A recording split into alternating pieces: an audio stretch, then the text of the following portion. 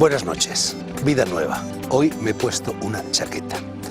Tenemos en las Noches Blancas dos autores, sus libros, otros libros y tres tribunos de la literatura.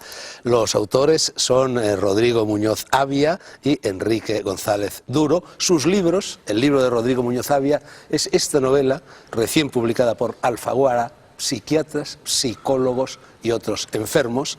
Y el libro de Enrique González Duro, que es psiquiatra, se titula El riesgo de vivir, las nuevas adicciones del siglo XXI, y ha sido publicado por Temas de Hoy.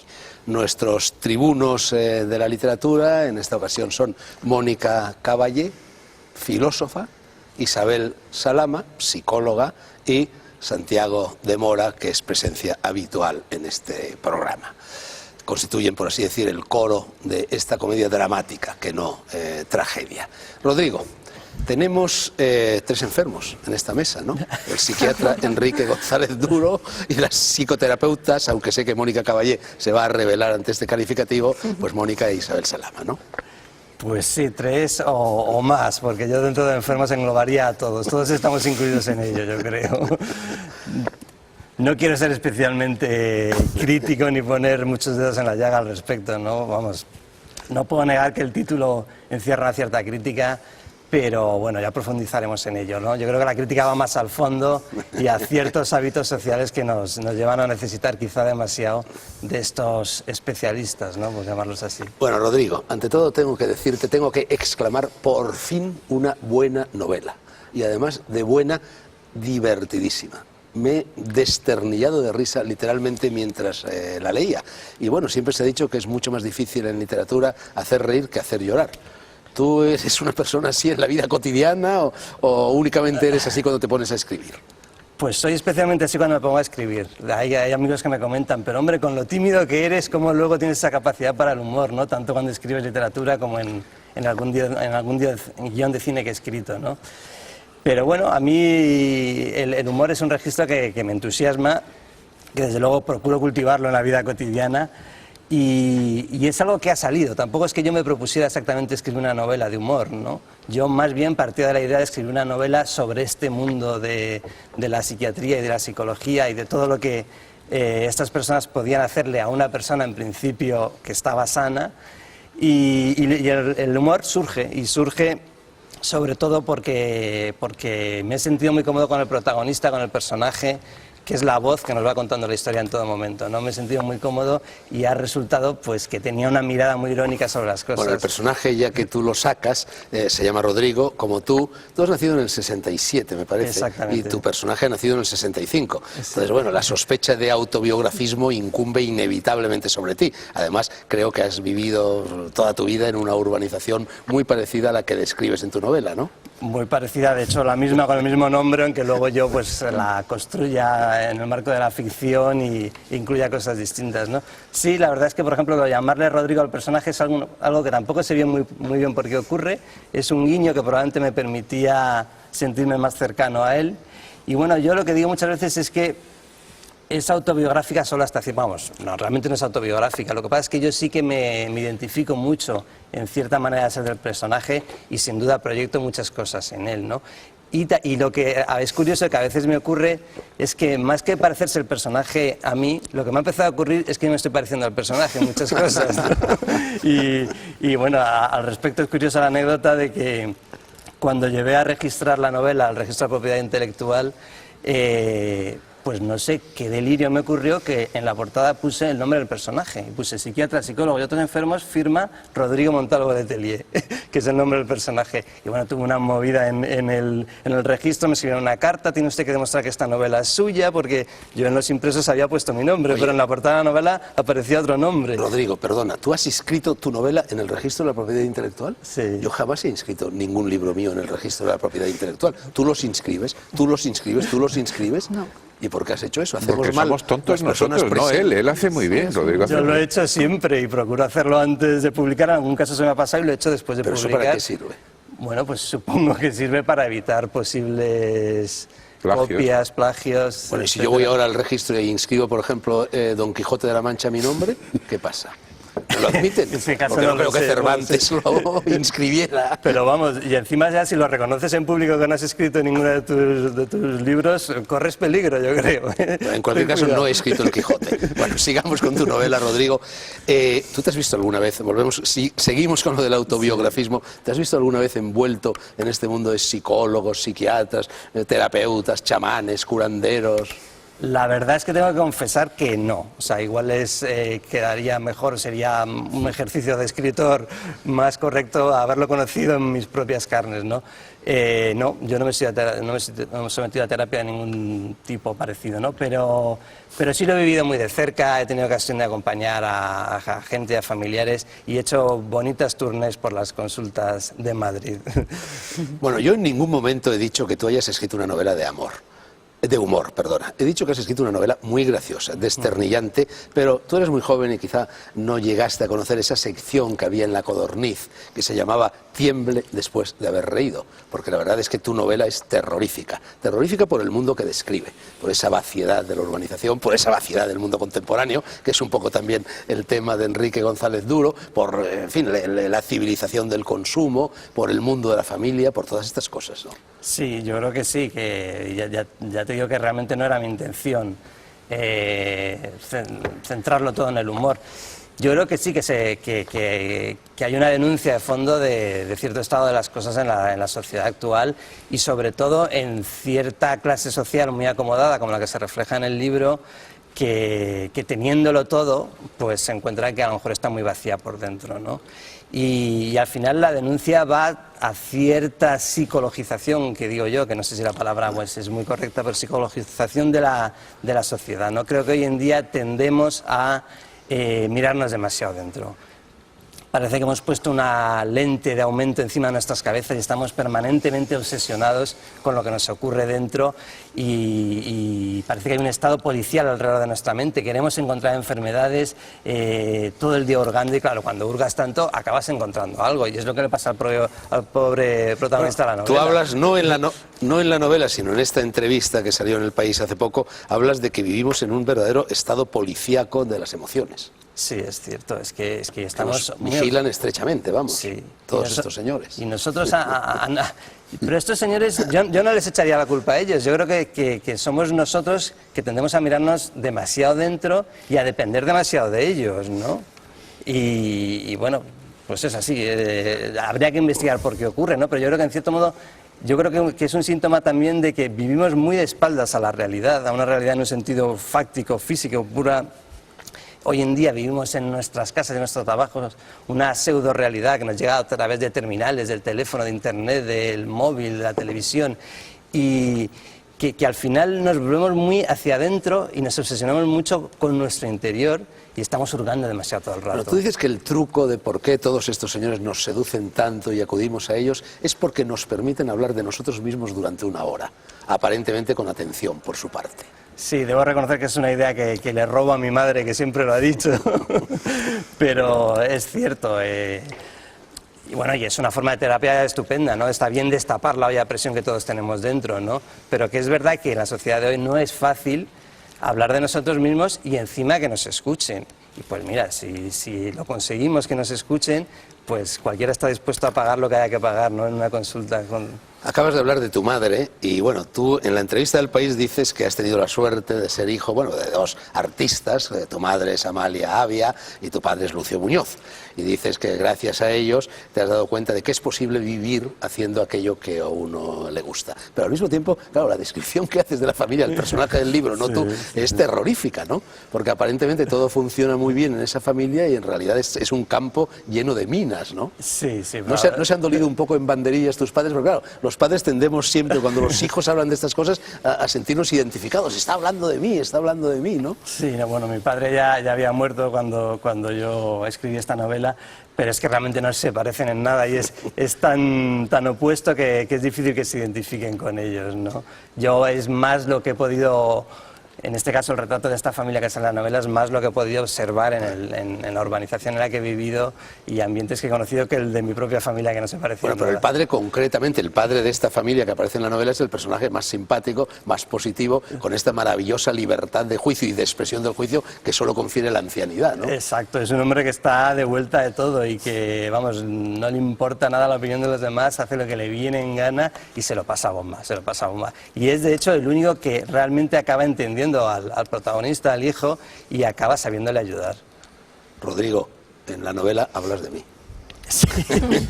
De repente lo estaba leyendo y me topo con mi nombre, sí, ¿no? Sí, sí. De una forma muy graciosa, todo hay que decirlo, ¿no? Es bueno, dentro de esa visión del mundo del protagonista, pues se gasta una broma, ¿no? Que, bueno, se dice en un momento dado que llegan a casa después de hacer un montón de compras y dice, y nos pusimos todos a leer libros como si fuéramos la familia Sánchez Dragó.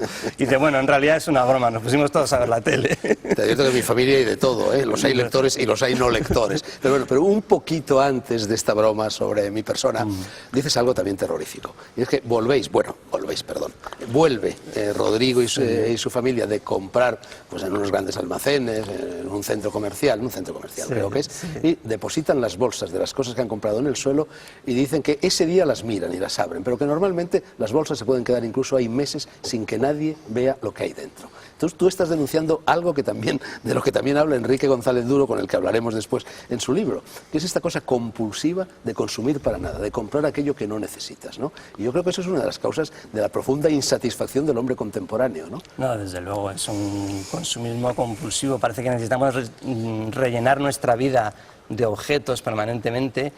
Igual que necesitamos rellenar nuestra vida de objetos, parece que necesitamos rellenar con ansiedad nuestro tiempo. Es otro síntoma clarísimo el de estos adictos al trabajo, el estrés, esas agendas absolutamente apretadas y que cuando no están apretadas se las agencian para apretárselas. Es decir, que el fin de semana ya se inventan algo para rellenar el tiempo, ¿no? Es una manera de huir hacia adelante, no se sabe muy bien hacia dónde, ¿no? ¿Tú has padecido alguna vez dislexias?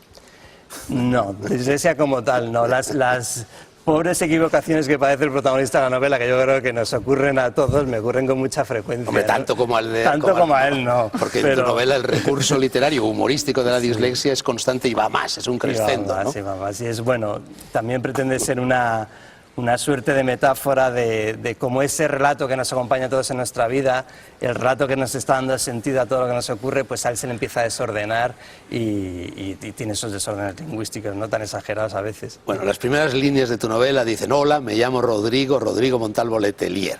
Antes de ir al psiquiatra yo era una persona feliz. Ahora soy disléxico, obsesivo, depresivo y tengo diemo a la muerte, o sea, miedo. Bueno, poniéndonos ahora un poquito serios, el miedo a la muerte gravita sobre toda la novela y sobre todo este mundo que tú describes en la novela, ¿no?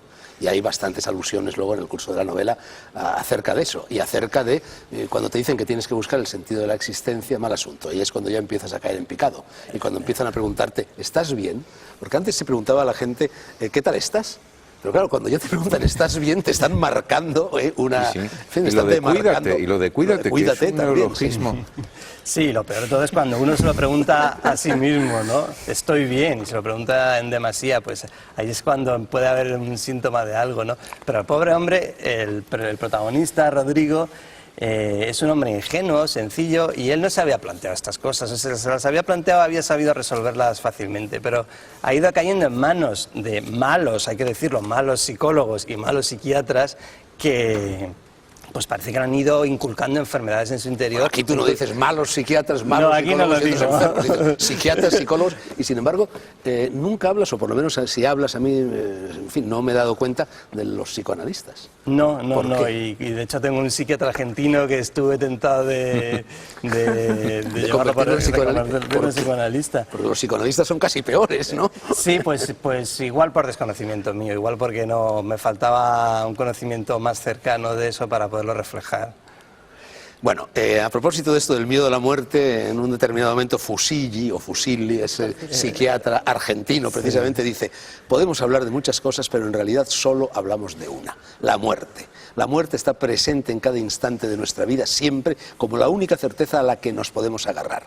Solo de una cosa podemos estar seguros, Rodrigo: moriremos, más tarde o más temprano, pero moriremos y seremos enterrados, y esta es la única apuesta de futuro en la que sabemos que no vamos a equivocarnos. Bueno, esta es la parte más seria del libro. porque realmente yo creo que todos nuestros temores, nuestras angustias, nuestras depresiones, nuestras ansiedades, en fin, todos esos males del siglo, en realidad lo único que hacen es enmascarar el miedo a la muerte. Y quien supera el miedo a la muerte, supera esos miedos, supera esos problemas. Pues sí, no, estoy totalmente de acuerdo. Y es curioso que esa punzada tremenda que lanza ahí el doctor Fusigi está enmarcada en el contexto del capítulo probablemente más divertido de todos. Y de hecho, poco tiempo después el doctor se echa a llorar en una situación muy hilarante, ¿no? Pero vamos, eso no se puede negar, que está ahí gravitando sobre todos y que el hecho de señalárselo al personaje pues le hace planteárselo muy seriamente y le hace temblar, ¿no? Y bueno, yo reconozco que hasta cierto punto es probable que la escritura de esta novela pues para mí haya servido en cierto modo como terapia y me haya ayudado a verbalizar y a sacar fuera muchas cosas que estaban por aquí dentro pululando, ¿no? Última pregunta antes de la publicidad, Rodrigo. Tú irías, tengo aquí en la mano este folleto que anuncia un taller de integración vivencial de la propia muerte. Está dirigido pues, por un antropólogo y profesor de la Universidad de Barcelona, Josep María Ferigla. ¿Tú irías a una cosa como esta? Yo ni harto de vino. Antes me voy al centro comercial a comprar lo que sea. Bueno, llegan ahora los anuncios y después de la publicidad seguiremos hablando con el resto de los contertulios y también con el propio Rodrigo, por supuesto, la publicidad.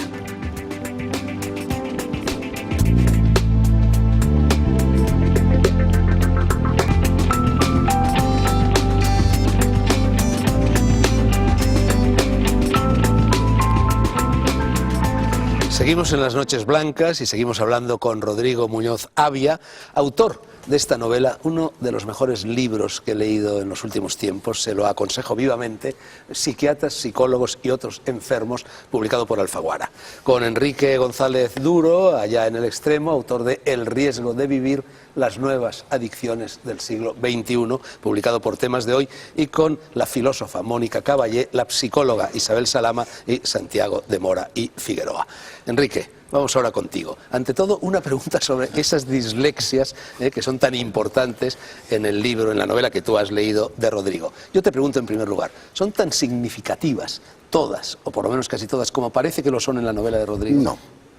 Lo que pasa es que aquí en esta novela aparece una fauna que a mí me parece acertada la descripción de lo que se ha llamado el supermercado de los psi. Sí, aparecen todas, el supermercado de los psi.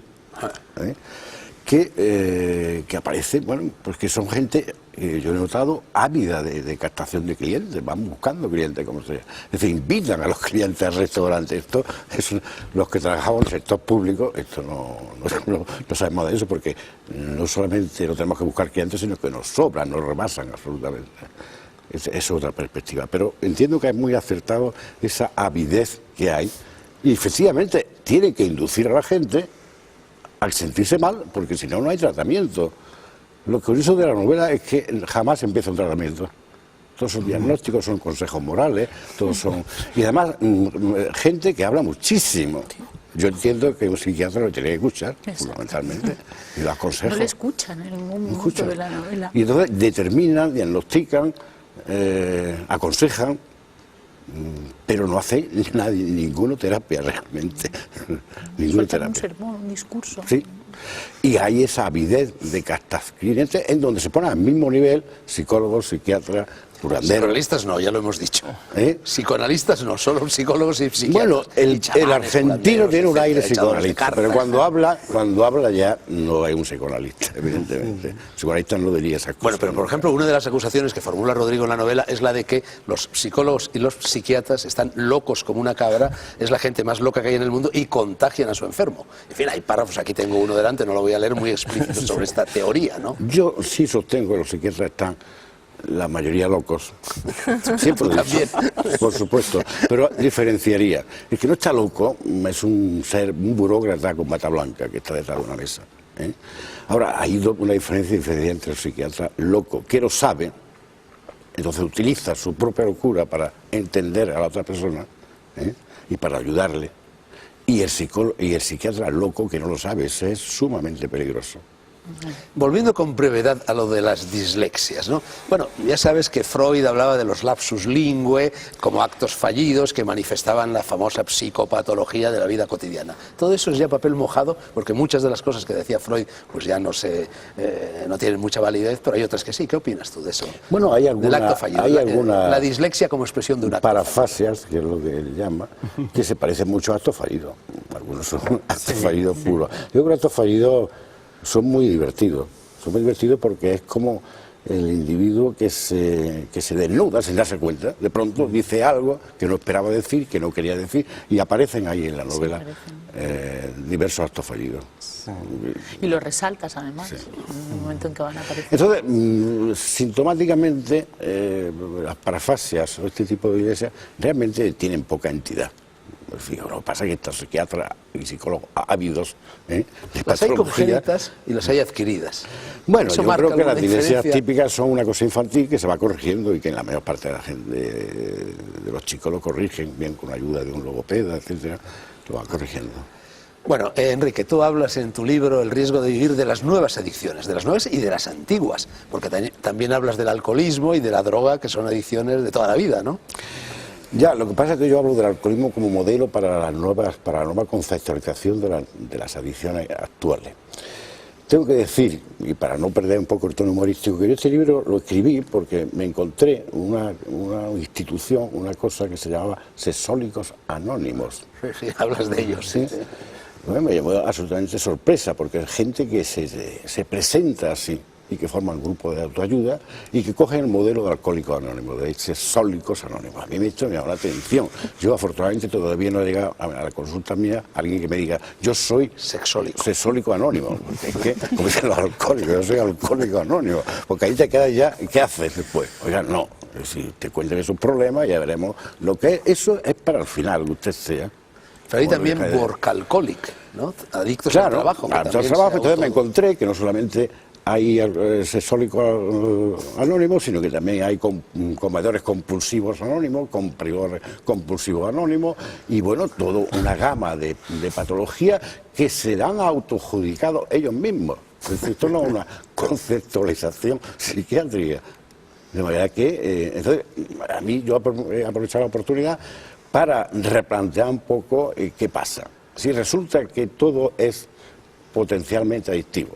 El sexo, los sexólicos anónimos curiosamente hablan de la lujuria. La droga sería el equivalente a la lujuria. ¿Cómo luchar contra la lujuria, no?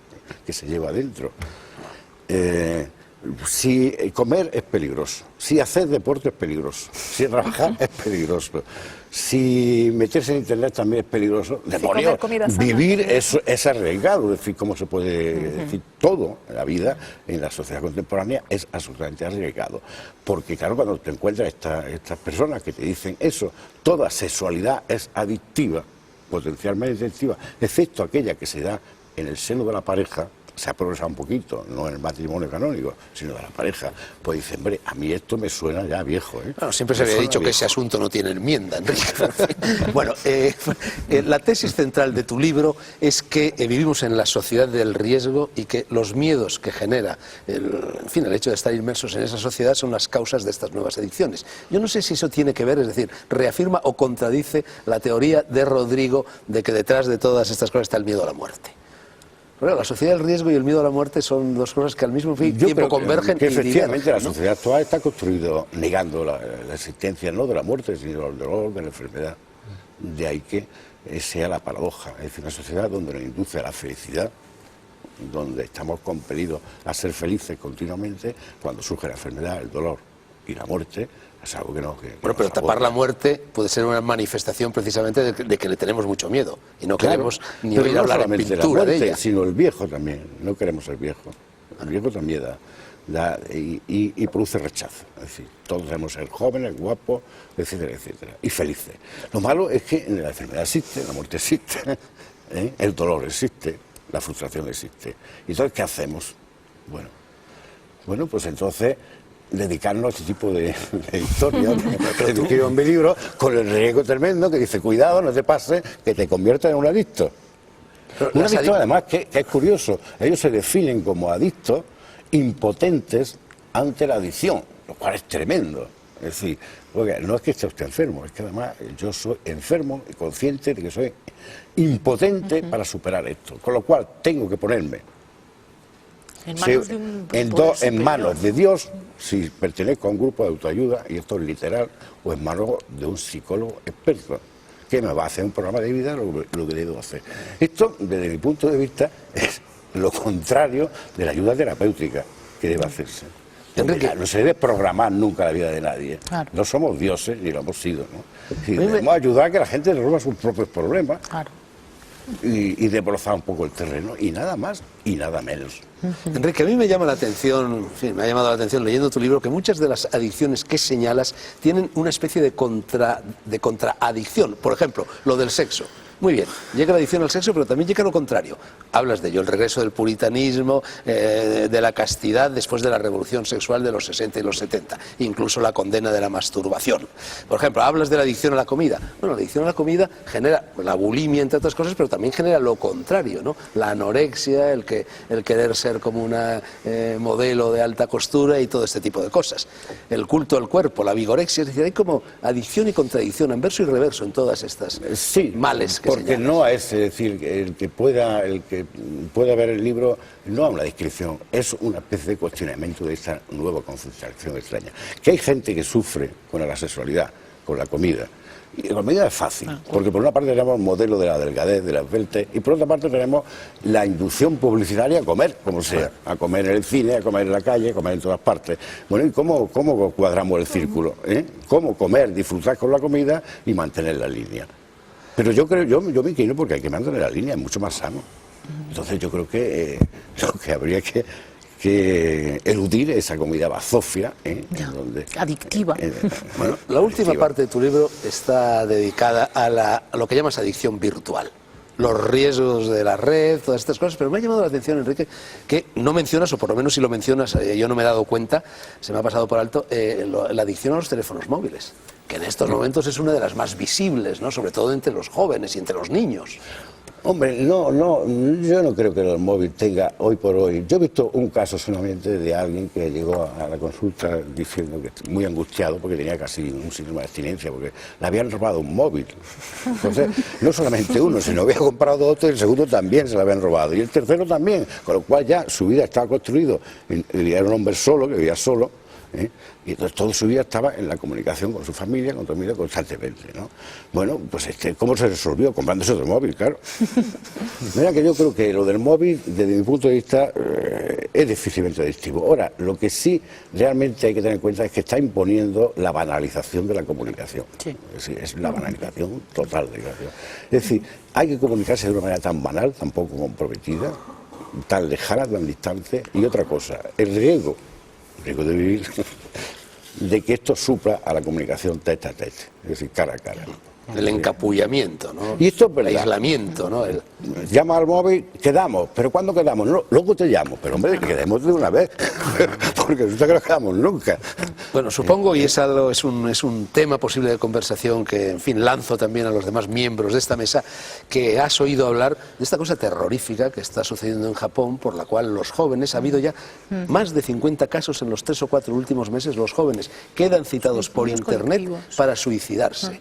No se conocen y se van juntos en un coche de alquiler a un área de descanso de la autopista y allí ponen un hornillo y con el monóxido de carbono se suicidan. Dentro de un coche alquilado, en una zona de descanso de la autopista, jóvenes de 20, 21, 22 años de ambos sexos. No cabe muerte más mugrienta, ¿no?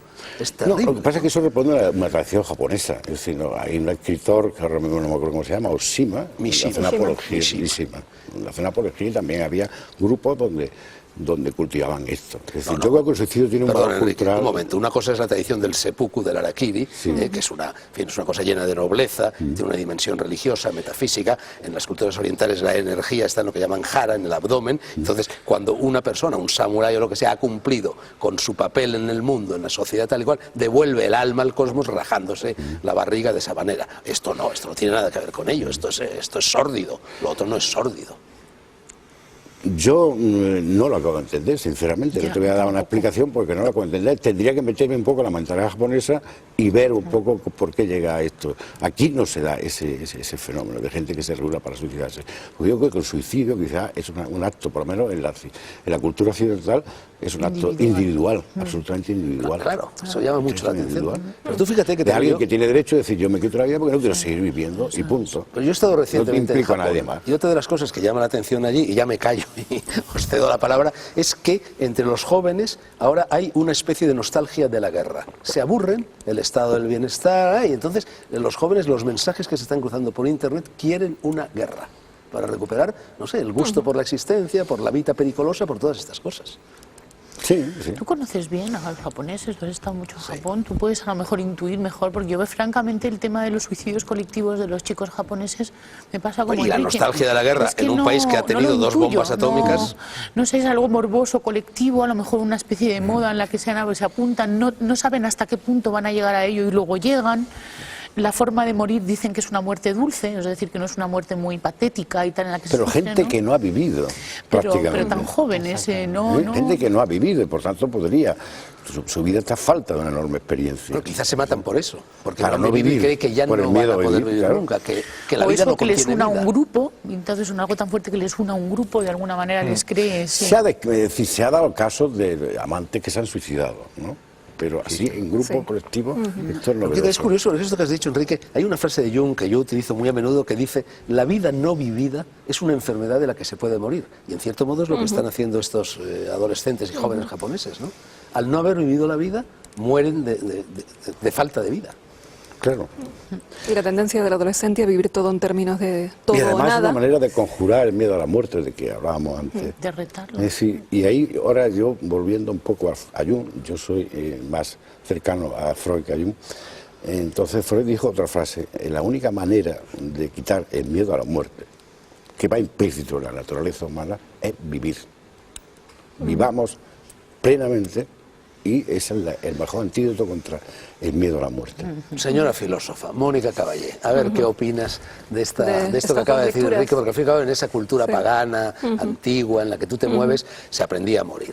Se llevaba la muerte por compañera. Sí, de la filosofía estoica, la epicúrea, etcétera, etcétera. ¿Qué opinas de esto que acabamos de decir? Un poquito, él planteó, Rodrigo está estremecido ante esta posibilidad, ya la muerte Sí. por compañera. Tranquilízate, Rodrigo. un poco la tendencia que hay en esta sociedad a mirarse en exceso, decías que una vigilancia, ¿no?, casi policíaca de las propias emociones. El tema de la muerte parece que también llega a ser en la novela. Tengo la mala suerte de no haberla leído, soy la única de la mesa que no la ha leído, a ser obsesiva. Y creo que este tema es ambiguo. Es decir, por una parte, efectivamente, creo que hay un exceso de narcisismo en muchas vertientes de la psiquiatría, de la psicología, una especie de tendencia a la autoproblematización, al análisis excesivo de las emociones. Pero creo, por otra parte, que falta algo en esta sociedad que tiene mucho que ver con lo que apuntaba Fernando, y es algo que existía en el mundo antiguo y que la filosofía siempre ha propuesto, que es el cuidado de sí entendido como una atención o una higiene de la propia subjetividad, de los propios pensamientos, de las propias emociones, una reflexión sobre temas existenciales como la muerte. Y este tipo de atención que se invitaba a tener no tenía nada que ver con esa vigilancia policíaca, es más bien una atención para tomar conciencia de los propios automatismos, de las propias ofuscaciones, para trascenderlas, para alcanzar un punto de vista cada vez más objetivo, más universal. Es decir, es todo lo contrario al narcisismo y al autocentramiento, ¿no? Entonces yo distinguiría entre este cuidado de sí, que yo creo que esta sociedad está sedienta de ese verdadero autoconocimiento, y esa autoatención que tú criticas, que es de otro tipo, que es mucho más narcisista, como decía antes, y un poco lo matizo para que no parezca que un poco la alternativa a ese exceso de miramiento a uno mismo sea pues vivir inconscientemente, que es un poquito lo que yo creo que predomina en el ambiente general, y ahí se enclava el tema de la muerte. Y como decía antes Enrique, efectivamente el gran tabú de esta sociedad es la vejez, la decadencia, la muerte, y son temas de los que se huye despavoridamente, que generan ese vacío de ser que luego da lugar al consumismo y a estos fenómenos de los que hablamos y a ese suicidio colectivo de jóvenes que hay que comprenderlo dentro de una cultura y de una estructura social y de unos valores que obviamente no les convencen en absoluto. Yo, por ejemplo, disintiendo de lo que decía Enrique González Duro, yo creo que la forma de superar el miedo a la muerte es aprender a morir. Y se puede aprender a morir, porque hay toda una serie de vías que va desde la ingesta de determinadas sustancias enteogénicas hasta la muerte celular, hasta la meditación, que son experiencias de muerte en vida. Mueres, pero no te mueres. Krishnamurti decía, haz lo que temes y el temor desaparecerá. Entonces procura morir, aprende a morir en vida, cultiva este tipo de experiencias y perderás el miedo a la muerte. Sí, el budismo va por ahí Pues, también. sí, evidentemente. La psicología. Lo que pasa, La psicología transpersonal, yo me quedé absolutamente la respiración holotrópica, todas estas cosas. El budismo, cuando el máximo, el sumum del budismo, es que tú puedas determinar la transmigración de tu alma, es decir, la reencarnación. Es decir, bueno, yo quiero que sea ese es el sumum, pero al final te mueres. Y si te mueres, pues se acaba la historia. Ya no hay más. Y yo creo que el vivir es un deseo que está ahí. Lo que pasa es que a veces la vida es tan difícil, tan complicada, y nos ponen tantas limitaciones que a veces puede ser deseable la muerte. Pero el que sabe que inevitablemente va a morir, evidentemente tiene que prepararse para la muerte. De todas formas, lo que comentabas no es nada banal, lo de que el miedo a la muerte se elimina viviendo, porque yo creo que cuando se vive intensamente, vivir intensamente es vivir en presente. Eso es una muerte constante, es decir, una renuncia, un asumir que hay pérdidas permanentemente, que vamos cambiando. Yo creo que vivir plenamente, que es vivir en presente, ya es un cierto adelanto de la muerte y es una cierta preparación para la renuncia y para morir. El mozo sanferminero que corre delante de los toros está jugando a morir y precisamente después de haberse salvado de esa muerte inminente de los pitones del toro, tiene una explosión extraordinaria de vida, una descarga de adrenalina formidable. Recupera, como en la ruleta rusa, el gusto por la existencia, ¿no? Claro, porque está desafiando. Es decir, lo que hace y su triunfo es haber salido exitoso de la campanilla, ¿no? Eso de exitoso. Le damos campanillazo por exitoso. O lo de psicologización que dijo antes. Psicologización también es correcto. Correcto, ¿no? Psicologismo también se dice. Bueno, yo creo que sí, bueno, es emocionante correr y sobre todo con la creencia y la fe de que uno va a salir bien de ese riesgo, de esa exposición. Lo más difícil de creer es como hay gente que el riesgo lo vive jugando, por ejemplo, a las maquinitas tragaperras. Es decir, que el mayor riesgo de su vida es eso, ¿no? Pero en una sociedad como la actual y que refleja la novela, a mí una de las cosas que me ha llamado la atención es el aburrimiento mortal de los personajes. Los psiquiatras son una fauna, que por ahí que van a aprovecharse como hienas, del aburrimiento latente y manifiesto de todos los personajes que viven en un barrio que además que se supone que es de gente bien y cómodo y confortable. En el que hay, por cierto, un sex alcohólico. Claro, el aburrimiento, la incomunicación de una familia que vive al lado y que prácticamente no se habla nada y que descubre que alguien se separa. Pero eso en gran medida viene configurado por el vacío de estas urbanizaciones de chalés acosados y adosados, ¿no? En las cuales todo es lo mismo, todo se repite, no hay tiendas, no hay vida, no hay nada, ¿no? Es el vacío sideral. Y ahí, claro, entran a saco los supermercaderes de los sí, claro, entran a saco y captan y seducen y prometen. Y fabrican enfermedades. Y fabrican enfermedades porque viven de eso. Sí. Es decir, si no hubiera enfermos, ¿yo de qué viviría? Yo hacía el ejercicio de lo que trabajamos en el sector público, estamos deseando lo contrario, mientras menos enfermos mejor. Me parece... Sí, no, perdón, no. Es que me parecía que Isabel se había quedado antes con la palabra en la boca, que yo te la había quitado. A mí me parece que los personajes bueno, lo primero felicitarte, Rodrigo, porque lo he pasado también muy bien leyéndolo. Y además lo recomiendo este libro a los psicoterapeutas que nos estén escuchando, tanto psicólogos como psiquiatras, porque bueno, el sentido del humor yo creo que es una de las cosas más psicoterapéuticas que hay. Y nosotros, los que nos dedicamos a la salud mental, tenemos que también estar en constante reciclamiento. Quiere decirse, el estarnos haciendo terapia y reírnos de nosotros mismos, desde luego es una gran terapia. Eso para todos, yo creo, los seres humanos. Pero verás, aquí falta una cosa, y a mí me parece que los personajes como del psiquiatra, la psicóloga y el otro psiquiatra que mencionas en tu libro, no escuchan. no escucharon en ningún momento a Rodrigo. Soltaron su sermón proyectivo de sí mismo y de su vida en cada momento, haciéndole ver que estaba enfermo cuando en realidad él, para empezar, no había pedido ayuda. Y pienso que es una falta de ética profesional el psicologizar o enfermar o hacer convencer a alguien de que le necesita a uno. Sí, pero precisamente por eso dicen siempre, yo te voy a ayudar, yo te voy a curar, yo te voy a hacer un programa. Es que eso es una falta de humildad absoluta que me parece a mí muy, muy importante y como una cualidad esencial en nuestro gremio. Es decir, bueno, pero también dicen que la terapia ¿no? consiste en descargar, en hablar, que no importa tanto lo que la persona que te está escuchando o no escuchando te pueda decir. A mí me sino que parecían el más simple acto de hablar pacientes ya los cura. psicólogos y psiquiatras que el propio paciente. Es que aquí los que se descargan y los que hablan son los terapeutas, ¿no? Pero bueno, es verdad que está llevado a un extremo, que es un poco estereotipo los psiquiatras y psicólogos que salen. No, es una parodia. Es una parodia, sí. pero bueno, que sí que viene a denunciar. Llama la atención que pienso, desde mi punto de vista, que los psicoterapeutas tenemos que pasar por un proceso de psicoterapia antes, para precisamente no hacer esas salvajadas, ¿no? Que muy graciosamente cuentas con las personas que puedan estar escuchando o pidiendo referencias. Quiere decirse que para no proyectar, es decir, la psicoterapia a lo mejor puede consistir en escuchar a alguien que escucha sus palabras a través de la mente del psicoterapeuta, que está limpia de ruidos neuróticos, emocionales. Es decir, es como poner el espejo un poco a través de lo que uno va emitiendo. Eso me parecería una buena práctica en psicoterapia. Para eso yo creo que cualquier ser humano tiene que haberse antes reciclado para no proyectar como Fusili, que terminó llorando pero desconsoladamente, que prácticamente le tuvo que consolar el otro, ¿no? Porque se había muerto su hermano. Es paródico, pero no deja de ser real. Es decir, hay muchas psiquiatras, psicólogos de esta especie que si te descuidas te cuentan su vida.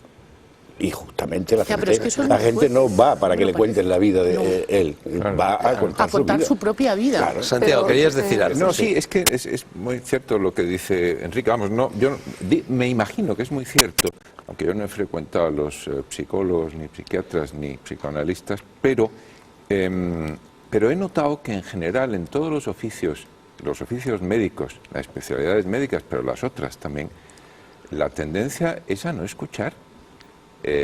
Yo hubiera pensado que el dentista y el dermatólogo y el no sé qué, pues lo más interesante sería preguntarle al enfermo dónde le pica más la piel, yo qué sé, cosas así. No, colocan ellos su rollo y escuchan poquísimo y preguntan poquísimo, es mi experiencia. Y no preguntan cosas básicas como qué alimentación tienes, qué tipo de vida llevas. Exacto. Sí. Bueno, yo creo que lo que no se habla aquí, pero que se produce es la angustia del profesional ante el sufrimiento del paciente. ¿El qué, perdón? La angustia del profesional. Se defiende muchas veces el profesional de su propia angustia, sufrimiento. De su propio sufrimiento. Por ejemplo, hay algo en la novela que a mí no me parece real, que es que saben mirar muy bien, ¿no? El psiquiatra no mira nunca. El psiquiatra, digamos, de verdad, tanto que los psicoanalistas los tumban en el diván para que no los miren. Porque no hay cosa más angustiosa que un paciente enfrente mirándote. Bueno, pero cobran, Yo es que ahí no estoy de acuerdo. Bueno, los del sector, pero en teoría no tendría que producir angustia. Mucho. En teoría no tendría que producir angustia porque uno ya de alguna manera se ha aprendido a disociar. Y es por eso por lo que yo digo que es muy bueno que someterse a una psicoterapia en profundidad de autoconocimiento y además para poder ejercer la profesión. Pues una especie como de muerte en vida de un sistema de creencias. Eso ahora, es un poco lo que me quedó. El cliente y este tipo de clientes que aparecen aquí, ¿quiere eso? ¿O quiere a un señor que le salve la vida y le cuente 4 cuentos y ya está? Pero eso es una pregunta que se puede hacer, ¿no, Enrique? Sí, pero también a lo mejor lo único que quiere es una pastillita. Porque muchos psiquiatras se limitan a darte la pastillita, ¿no? Bueno, pero si es un placebo bien dado, no hace daño y cura, eso está muy bien. Sí, pero no siempre te dan placebo, Santiago. Claro, es que no es tan simple. Pastillas a veces muy peligrosas, ¿no? Ojalá. A mí me enseñaron en la escuela diplomática una cosa que no he olvidado jamás. Un viejo diplomático... pero ¿en la escuela diplomática enseñan algo? Sí, algunas cosas yo he enseñado allí, tampoco creo que haya enseñado mucho, pero sí he transmitido esta vieja sabiduría de un viejo embajador que dijo, en funciones consulares, en funciones diplomáticas, casi nada tiene remedio, pero en funciones consulares, a veces el único remedio es escuchar. Viene un hombre, un nacional español, perdido allí, en aquel entonces había colonias españolas, en fin, en lugares muy lejanos y muy de trasmán. y lo que quiere es contarle a uno que su mujer le ha puesto los cuernos. Claro, el cónsul no puede hacer absolutamente nada. ¿Qué va a hacer? Pero claro, escucharlo ya es mucho. Es mucho, sí. Sí. Y tiene que escucharlo el cónsul. Y yo creo que tenía toda la razón. Y yo supongo que los psicólogos pues sirven para eso. Lo que también creo es que ya no sale gratis. Cuando la gente creía en otras cosas, pues el confesor se supone que no cobraba. Si cobraba era simoníaco. Y la cuñada que escuchaba que... Bueno, cobraba en chisme, penitencia. Tenías bueno, que sí, bien, bueno, pero no rezar cobraba. 10 Padres Nuestros o lo que fuera. Yo creo ¿no? que habéis tocado dos cosas muy características, sobre todo tú en tu novela, de nuestro mundo. Esa es una, y a ese respecto siempre recuerdo lo que decía Flaubert, que era un descreído, agnóstico yo creo, pero decía, cuando el pueblo deja de creer en la Santísima Trinidad, se pone a creer en el velador, él decía, en las mesas que dan vueltas, en star tournante, en el espiritismo. Y lo decía un descreído. Yo en cambio conocí una vez un cura párroco de pueblo de hace 30 o 40 años que decía, cuando alguien viene a confesarse y me dice, padre, es pecado comer chorizo en Viernes Santo, ya sé que va a perder la fe. Bueno, Un poco, quería comentar que más allá de la parodia que haces de esos psiquiatras, yo creo que el tema creo que está más de fondo y que en eso sí creo que estaremos todos de acuerdo, es el exceso de psicologización y patologización que hay en la sociedad, esa tendencia a dar un carácter patológico a aspectos que son normales de la vida humana, como es el sufrimiento, como son los conflictos, como son las crisis, como son los retos, el abuso de las categorías diagnósticas, y creo que aunque tú seas psicoterapeuta, psiquiatra, yo soy asesora filosófica, es otra cosa, estamos de acuerdo en que se ha llegado a un límite excesivo en este abuso de esa perspectiva psicológica, ¿no? Desde la que se pretende interpretar absolutamente todo. Sí, y otro punto importante también que he descubierto a lo largo de mi vida profesional como psicoterapeuta es que no se le puede dar el mismo consejo a todo el mundo. Es decir, hay una psicología diferencial, hay un estudio de personalidad que me parece muy importante, que tiene que ver con lo que estábamos hablando antes del conocimiento. A una persona decirle que jamás va a ser feliz, como le decía la doctora Montalvo, hay personas a las que no se les puede decir una cosa así, aunque hay una verdad filosófica detrás de que no vayamos en busca del paraíso perdido para ya quedarnos ahí, ¿no? Y entonces me parecía muy importante reseñar que cualquier psicoterapeuta sería muy interesante que hiciera estudios de personalidad de las personas que tiene delante, de los seres humanos que tiene delante, antes de dar consejos generalizados. Lo malo es que se quedan en dar un informe. Eso parece también reflejado. Se quedan en Pero dar un informe una psicoterapia se puede simplemente. hacer. ¿Y qué hace con el informe? bueno, tengo una sorpresa para todos vosotros, que es algo que tiene bastante que ver con el mundo que describe Rodrigo en su novela. Tiene que ver con Alejandro Jodorowsky y Marian Costa, tiene que ver con Lucía Echevarría y tiene que ver con el mundo del tarot, con la vía del tarot. Vamos a verlo y luego lo comentáis. El vídeo, por favor. Lucía, gracias por venir. Tu pregunta. No todavía. Primero vas a tener que mezclar las cartas. Ah, vale. ¿De acuerdo? Perdona. Entonces, toma las cartas y mézclalas así. Así. Así. Eso, así muy bien. ¿Cuántas veces? Lo que quieras. Yo creo que ahí está bien, ¿sí? Espera.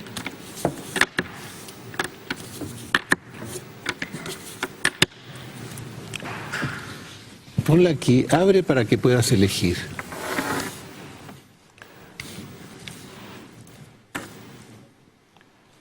Ya. ¿Qué pregunta tienes?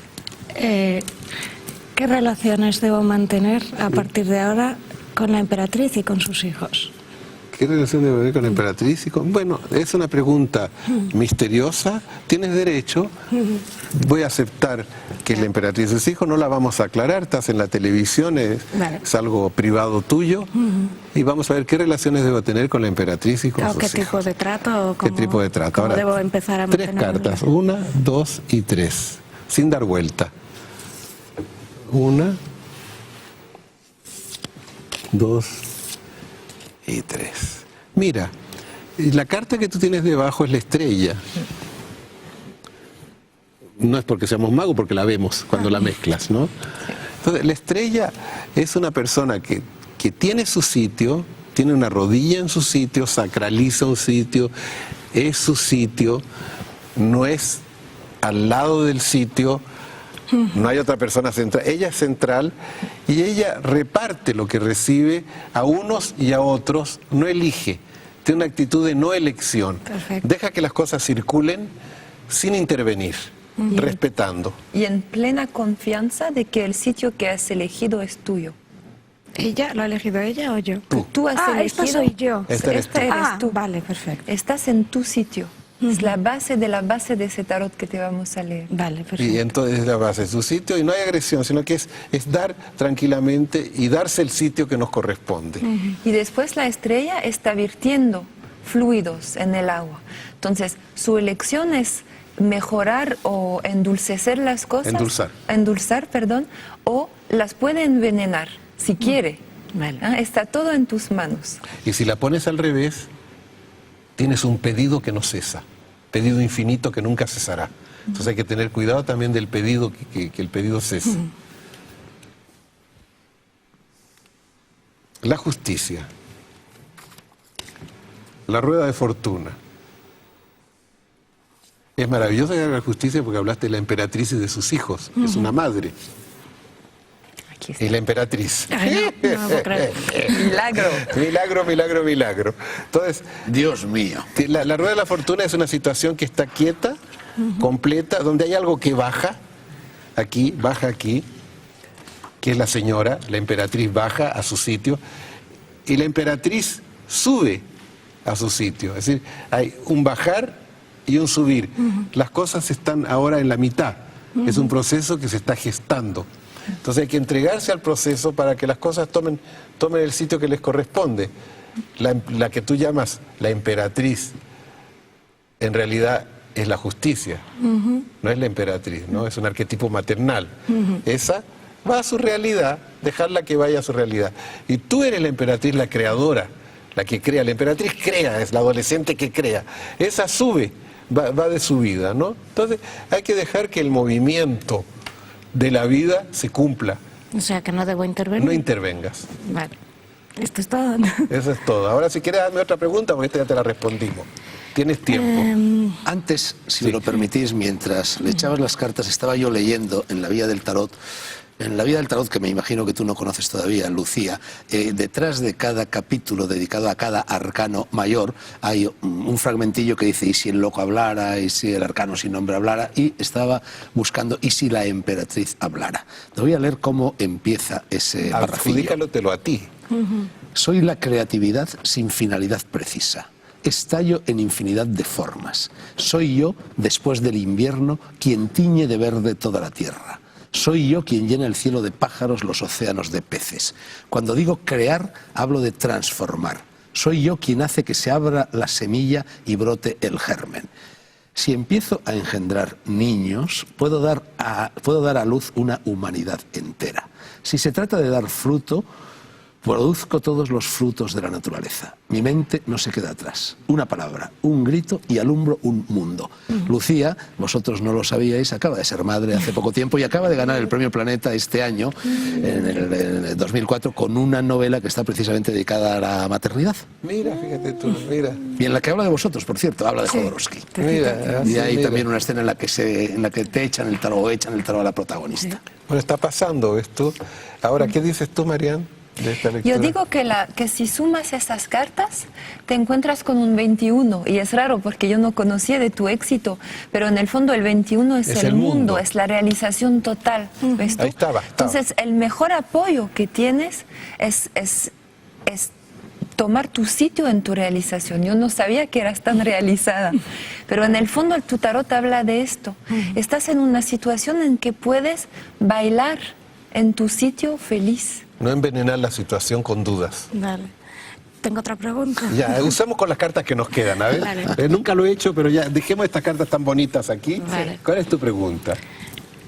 Tengo una serie de gente que ataca y dudo entre si olvidarlo o responder. Mira, en el que pone 3 cartas.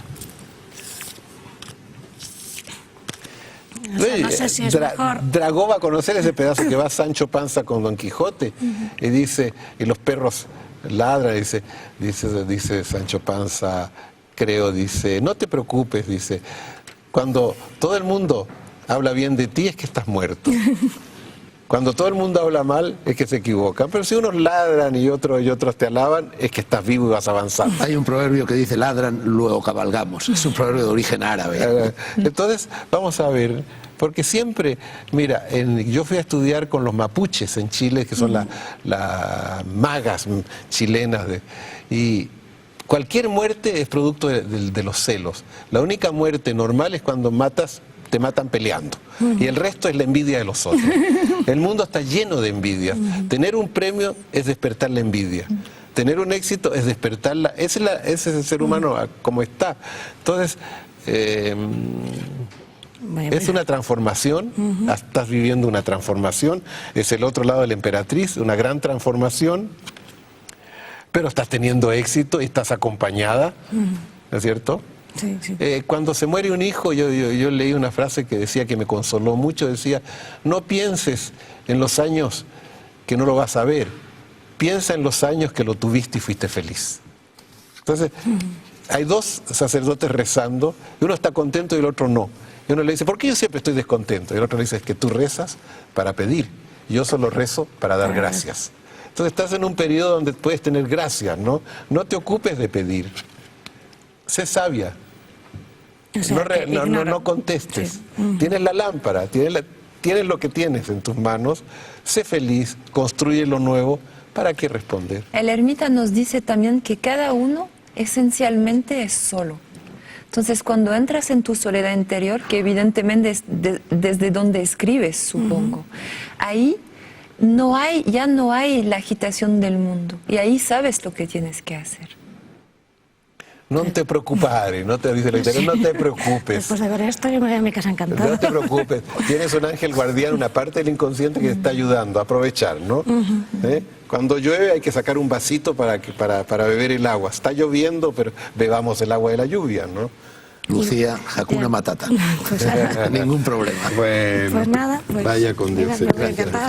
Pues bueno, ah, tienes unos senos muy voluminosos. Del bebé. ¡Qué maravilla! Dame a mí la mano. Pero, no, pero lo veo. Es que es como para verlo. No, estás es una mamá. Se ven, no se puede evitar. Bueno, encantada. Chao. Adiós. Bueno, supongo que Enrique González Duro, Santiago de Mora y Figueroa y Rodrigo Muñoz Avia son bastante escépticos respecto a lo que acabamos de ver, y quizá Mónica Caballé e Isabel Salama no lo sean tanto. No tenemos muchos minutos, son todos vuestras opiniones sobre, en fin, esta... Muy breve. Sí. Lo que más me ha llamado la atención es la sumisa perplejidad de la escritora. ¿De la escritora? De la escritora. De Lucía. Bueno. Estaba sumisa, es verdad. Sí, totalmente. se entregó, sí. Y en contraposición, los otros me han parecido dos embaucadores muy agradables. A mí me parece que tienen bastante conocimiento sobre personalidad y tienen bastante conocimiento sobre con quién están hablando también, aparte de lo que puedan ver en las cartas. Pero a mí me ha parecido interesante, ¿eh? Me ha Curioso. parecido que lo que salía en esas cartas, por lo menos yo me fijo en el dibujo, ¿no? Que es un poco lo que se puede interpretar y lo que ellos pueden interpretar, pero es que son muy bonitos los dibujos del tarot. Y venía a cuento lo que estaba diciendo, que estaba ya preguntando lo que estaba saliendo en las cartas, por lo menos es lo que a mí me ha dado la impresión, ¿no? Cuando a ella le preguntaban si respondía a los ataques, ¿no? Vista su luz, su éxito, y visto dos personajes como tratando de llegar a ella. Yo es lo que he visto, ¿no? Y entonces me ha parecido una interpretación muy bonita y la estaban echando una mano.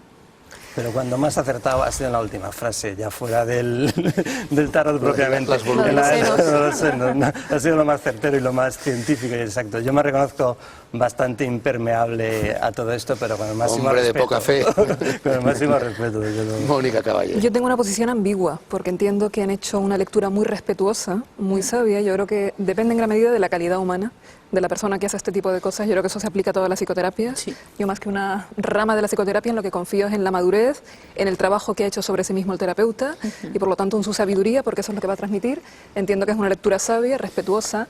No ha dicho cosas terribles que dicen personas que leen el tarot, como que te vas a morir el mes que viene o sepárate de tu pareja y cosas así, en O que ven otra vez robas a totalmente la consultar. autonomía de esa persona y le generas un miedo y un mensaje inconsciente que puede ser muy dañino. Entonces, bueno, entiendo que utilizan arquetipos que son buenos para constelizar el inconsciente, en este caso de de la escritora, me parece una lectura sana, pero entiendo que es Tamarón. un tema delicado y muy peligroso. Te pongo en un brete.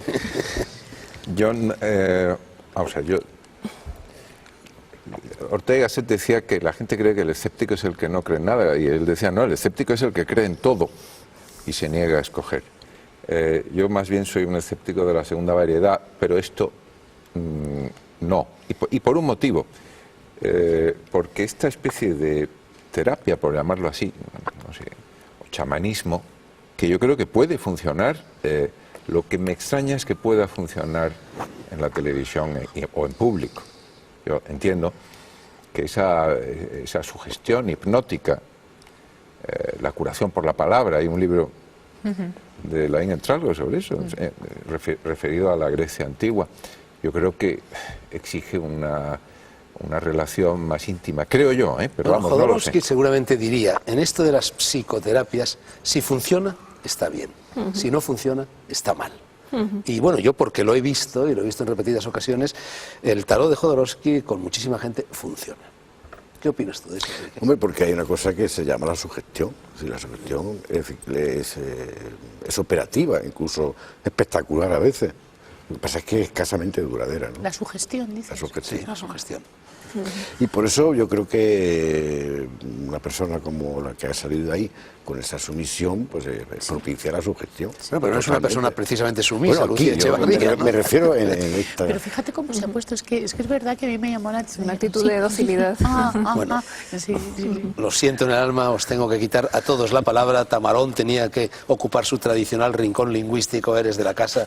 Discúlpame, Santiago, nos hemos quedado sin tiempo. Y tú, Isabel, sé que traías un libro para recomendar. Sí. Otros contertulios también lo traían. Si eres capaz de recomendar ese libro en 30 segundos, los tienes. Sí. Enséñalo a cámara, por favor. Bueno, Sobreviviendo con lobos, de Misha de Fonseca. Es una niña judía que se escapó de Bélgica y recorrió Europa en busca de sus padres que les habían deportado, y estuvo acogida por una manada de lobos.